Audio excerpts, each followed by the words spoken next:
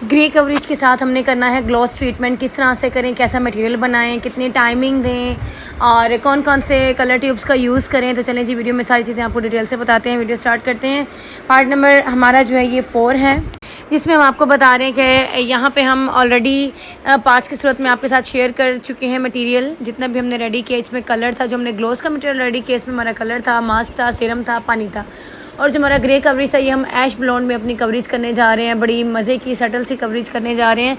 इसमें देखिए हमारे ग्रे कवरेज और हमारे जो ग्लोस ट्रीटमेंट है दोनों की टाइमिंग हो चुकी थी कंप्लीट।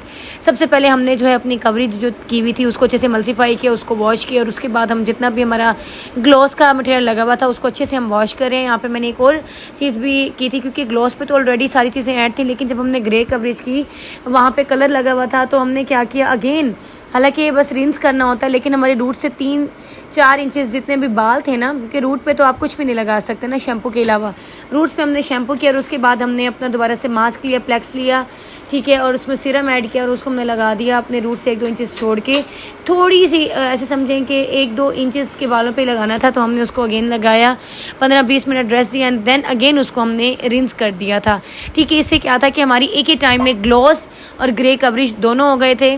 ग्लॉस इसलिए करते हैं ताकि जितने भी हमारे फेडेड कलर होता है, जो हम हाईलाइट्स कराते हैं, वो कलर फेड हो जाता है वॉश के बाद, तो उसको हमने फ्रेश किया था। और ग्रे कवरेज तब होती है जब हमारे सफ़ेद बाल दिखाई देते हैं। और यहाँ पे हमने कोशिश की थी कि ऐश ब्लॉन्ड भी हम कवरेज करें और बड़ी अमेजिंग इनकी जो थी वो ट्रांसफॉर्मेशन हुई थी। आपने अगर जानना है कि इसका हमने मटेरियल रेडी कैसे किया ग्रे कवरेज का, तो आप थोड़ा सा स्क्रॉल करें और ग्रे कवरेज का पार्ट नंबर 1-2 देखें, उसमें हमने आपको मटेरियल का बताया है। ग्लॉस का देखना है तो ग्लॉस का आप पार्ट नंबर 1 में जाके देखें तो आपको उसकी वीडियो मिल जाएगी। पार्ट नंबर 1 और 2 दोनों में आपको मटेरियल का बताया गया है। इसके अलावा अगर आपने एक ही स्ट्रेचिंग में पूरी वीडियो देखनी है तो आप हमारे यूट्यूब चैनल पे जाएं, जिसका लिंक हमारे बायो में दिया गया, उसको क्लिक करें, उस पर जाके एक ही स्ट्रेचिंग में पूरी वीडियो आप देख सकते हैं। आपको टिकटॉक, इंस्टाग्राम पे, फेसबुक पे हमारे पार्ट्स की सूरत में भी मिलेंगे, जबकि फेसबुक पे और यूट्यूब पे आपको डिटेल वीडियोज़ भी मिल जाएंगी। ठीक हो गया। यहाँ पे क्या करें, यहाँ पे हमने अपना लिया आफ्टर कलर प्रोग्राम, जो कि क्यून का बालसम है, और उसके साथ हमने जो मैंने आपको बताया mask plus serum and plex, इसको हमने मिक्स करके अगेन इसको लगा दिया ताकि मजीद बाल जो है वो नरिश हो जाए, उसको उसका फूड मिल जाए।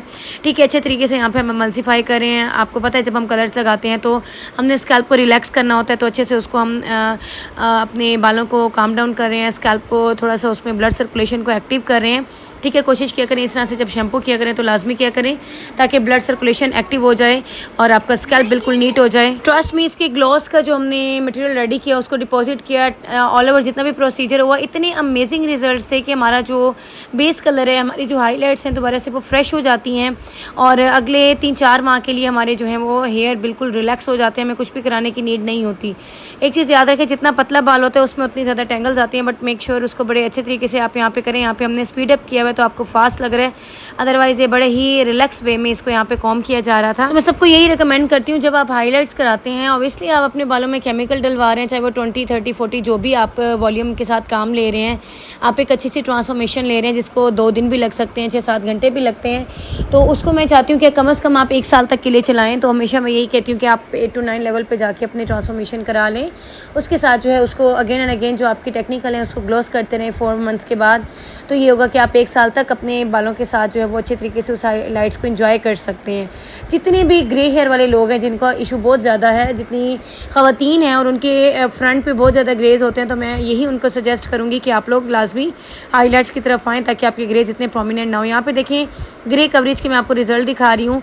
यहाँ पे सिर्फ एक लाइट चल रही थी, ज़्यादा लाइट्स नहीं थी। अभी ये 100% ड्राई भी नहीं थे हमारे हेयर, टॉवल ड्राई थे और आप देखिए बड़े ही खूबसूरत इसके रिज़ल्ट हैं। अभी पिक्चर्स में भी आपको शो में कराऊंगी जिसमें मैंने मज़ीद कुछ लाइट्स का सहारा लेके कोशिश की कि आपको अच्छे तरीके से जो इसका एक्चुअल रिज़ल्ट है वो दिखाया जाए, क्योंकि जब लाइट्स नहीं होती तो उस तरह के रिज़ल्ट नहीं आते। ऑब्वियसली जब बाल गीला होता है तो उस तरह से वो चीज़ प्रोमिनेंट भी नहीं हो रही होती। ठीक है, तो मज़ीद मैं आगे दिखाती हूँ कि कवरेज का जो हमने किया उसके क्या रिज़ल्ट थे और आगे जो हमने ग्लोस किया है उसके रिज़ल्ट्स भी हम आपके साथ शेयर करते हैं, ताकि अगर इस तरह का केस आपके साथ है और आपको ये चीज़ का जो है मुश्किल का सामना है तो आप किस तरीके से अपने बालों को ग्लोस और ग्रे कवरेज दोनों कर सकते हैं। जी, ग्लोस के बाद के हमारे रिजल्ट हैं जो हमने ग्लोस किया है। ग्लोस से अगेन हमारे जो हाईलाइट्स हैं वो बिल्कुल फ्रेश हो जाती हैं, जो कि हमारी ऐश ब्लॉन्ड में थी। ठीक है, यू कैन सी हियर कि हमने यहाँ पे 20 वॉल्यूम के साथ ऑलरेडी जब हमने इसकी जो है वो प्रॉपर ट्रांसफॉर्मेशन की थी इन बालों की, तो ये हमने 20 वॉल्यूम के साथ काम किया था विद ओलाप्लेक्स, और इस तरह तरह के इनके रिज़ल्ट हैं जो हमने इनकी ग्लॉसिंग की है।